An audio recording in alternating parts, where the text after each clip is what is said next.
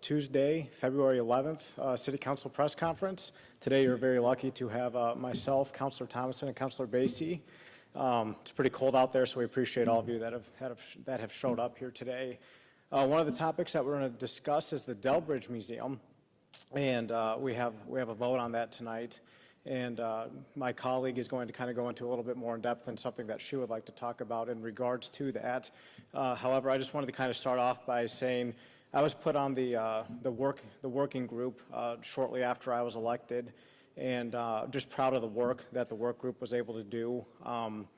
Even though I was only there for a couple meetings, you could tell that there was a lot of thought put into who the working group was, who they were reaching out to with some different things. The communication that they had with me as a new counselor was fantastic, and so I appreciate all that they did, all that the zoo staff has done to kind of help get me, at that time up to speed, all that the administration has done as well. So it's been a long road for everybody, and there's maybe a conclusion coming to it tonight, depending on how the vote goes. But I do want to bring up Councilor Basie as she wants to talk a little bit more about something in regards to the Delbridge for tonight.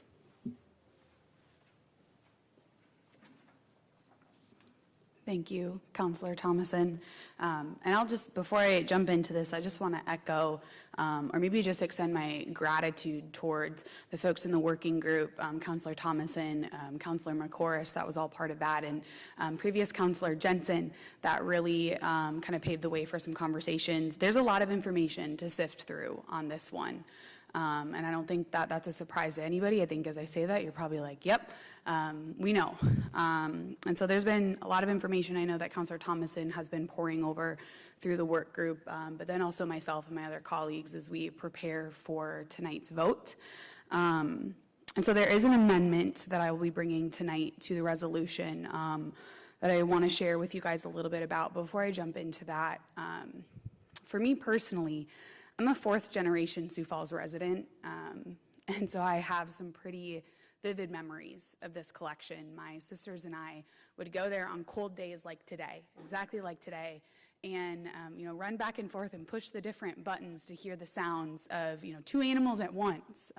See the way that they had different kind of like egg sizes, and there's just so much that I took out of that in my heart and soul, and had the opportunity to dialogue with my dad and my grandpa, and actually learn some family history through that process too. So that collection is really near and dear to my heart, and so this vote tonight and the time leading up to it has been really challenging. For me, as an individual, I keep asking myself, is it really the animals in the collection and the mounts that mean so much? Or is it the story behind them? Is it, the memories that I just shared? Is it the education component? And so as we look to potentially move those on to another institution that would care for them, that would bring a whole new light to them educationally, I kept asking myself, how is there a way that we can have that connection to the heart and the soul and the legacy of this gift to our city, the individuals and the families that made this gift possible to our city in the first place, and that generated these memories. Much of like what I'm sharing, and I know many folks have been emailing and calling over the last few weeks to share so many of these memories. So tonight I will be bringing forth an amendment to the resolution that would create a Delbridge Wildlife Legacy exhibit, a tribute to conservation and community. So I'll be asking my fellow councilors to support an investment at the zoo in an interactive exhibit that would honor the legacy of the Brockhouse and Delbridge families and their contributions, not just to our city, but the evolution of wildlife conservation. Really, our ask or our goal with this would be that the exhibit would align with the zoo's mission and vision to educate and inspire and create a deeper appreciation for wildlife and conservation. Maybe have an opportunity to blend some of that historical storytelling of this collection and how it came to be in our community, and maybe some opportunity for overlap or interconnectedness, interactivity with maybe other animals that we have have at the zoo that are live animals that would maybe, be in a similar habitat as some of these mounts. So we'll have some discussion about that at the vote tonight.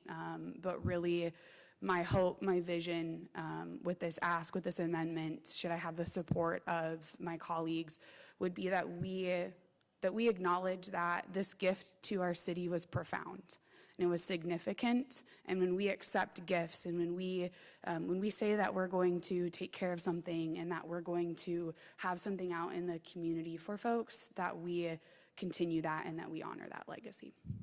So with that, I will look at Councilor Thomason if he has anything else to add. Otherwise, I think both of us are here for any questions or commentary as we look forward to our preparation on our meeting and our vote tonight. Are you in favor of the animals going somewhere else? I think that we've had the opportunity as a community and as a city to care for these, to demonstrate that we want them here. And I don't think that throughout this process that it's come out that we, as a community at large, have the, I don't think that we're the right place to honor the future of this collection and the care that it needs. And so for what I believe is right for that collection to live its longest life possible, right now with the information in front of me, I think that they need to go elsewhere. And would you be willing to offer your thoughts on that as well? Yeah, so the question was, am I in favor of them going to the 3 different institutions? Yeah, it comes down to the care of the animals and the care for the animals. When it was donated years and years ago, and it was at West Sioux and then moved to the zoo, you kind of saw more of a vibrancy with the animals. A lot more people attended the exhibit. And, at the end of the day, when you look at who is going to be able to take the best care of the collection financially, what also aligns with it with other things, like at the University of Notre Dame, at the Oddities Museum, at the Institute in New Jersey, where it's going to be used to show other taxidermists, like, hey, this is what you can do really well, and this is maybe what doesn't work out. And so that was a long answer to saying I will be in support tonight of sending them off, just due to I want the animals cared for.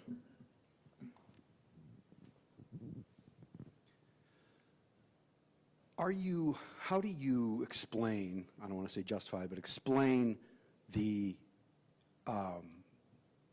fact that at one point there was a vote, right?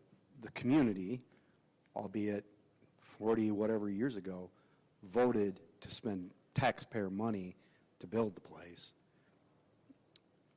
and that's going away. What obligation do you have, and how do you overcome that in this agreement, in terms of we promised the taxpayers and they don't get to decide? I mean, you're their chosen representative, but they aren't going to get to decide what happens, and they voted to put these in that building. So the question is, how do we justify as a working group or myself individually on all those years ago, it's voted on to have an exhibit at the zoo, and now we're voting to potentially have them go elsewhere? Is that what the question is? Well, it's been a very interesting learning experience on when you talk about different things within the Dell Bridge of what does the word perpetuity mean. We went to the state and got that changed at the legislature last year. That was the spot that I'm sitting in. That was former Councilor Alex Jensen that went out and got that helped to be able to get it sent out. And also to Councilor Basie's point, we've been talking about this since September of 23 of, hey, there's some things that we have to do to the exhibit, there's some things that we need to do here, there's some things that we need to do there. And just overall, the overwhelming kind of thing has been, is it time for us to move on? And so while I understand that there was a lot of history and that there is a lot of history with the collection, and that 40, 50 years ago it was voted to go to the zoo from West Sioux, it's just one of those things where the time has come for it to move on. I don't know if you want to touch on that or not.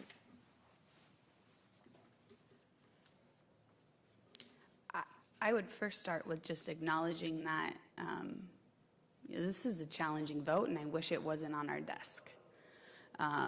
I wish that we were in a different situation, and the lead up of events to a decision like this were different. I think about the growth and the evolution of the zoo's vibrancies, the future of the zoo, and the leadership of the zoo over time. And we as a city, my understanding is we've got a contract with them, right? So they're a management company. So we're empowering and encouraging them to make those kinds of decisions on the facility and the kinds of animals that they have. And so I lean a lot on the folks in the working group for some of those details.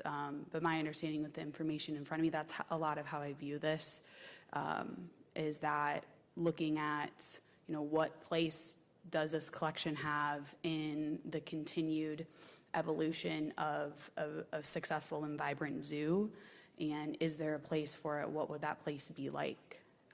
So maybe that's just extra context to your question. I don't know if it directly answers it, but that's just really openly and vulnerably what goes through my brain as you ask that. You have to acknowledge that you're basically reversing that decision at some measure. It's a philosophical question, right? Mm-hmm. And that's what you're doing. There's no way around that. Mm-hmm. Is it also the fact that to save it, it isn't worth the money that it would take to save it? Keep it here, I mean.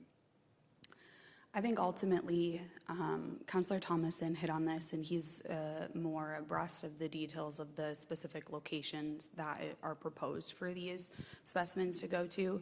But I look at the University of Notre Dame and their mission and their purpose and why they would want a collection like this on display.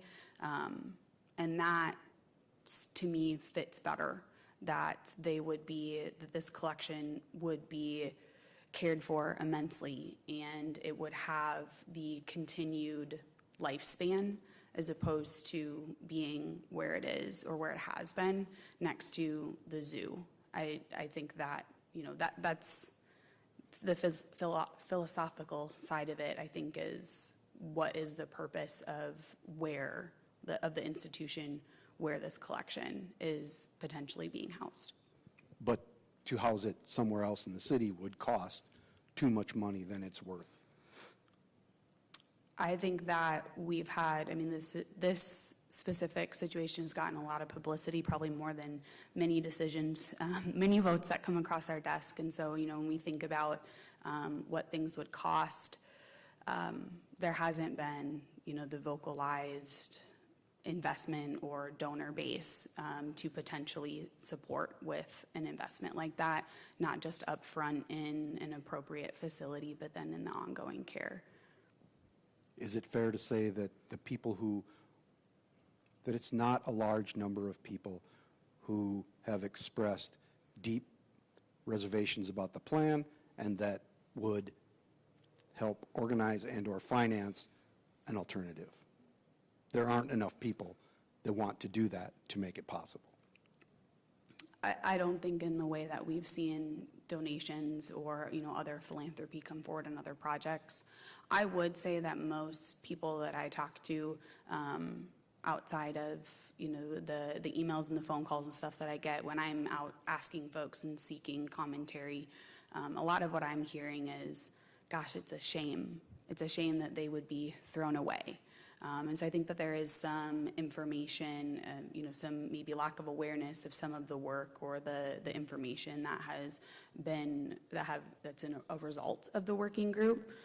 So typically when I share what the proposal in front of me as a counselor for vote is, there's been a number of folks that are like, oh, I didn't realize that.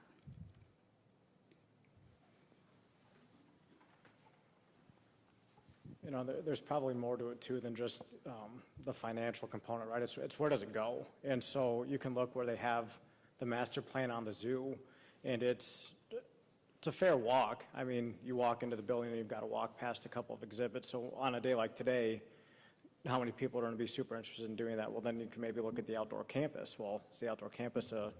That's kind of a cool synergy. You can go snowshoeing. It's wildlife. Well, can you even build a building big enough to be able to house everything?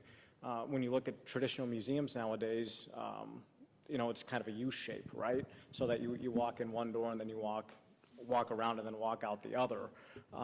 And so the design of that also has to be carefully taken care of. The restoration of the animals has to be looked at. The HVAC system within the building is not just a normal, you know, throwing an air conditioner down and turning it on. It's got to be, you know, very well preserved. So there's just a lot more into it than just maybe necessarily looking at keeping the collection here. It's the extended costs on top of that.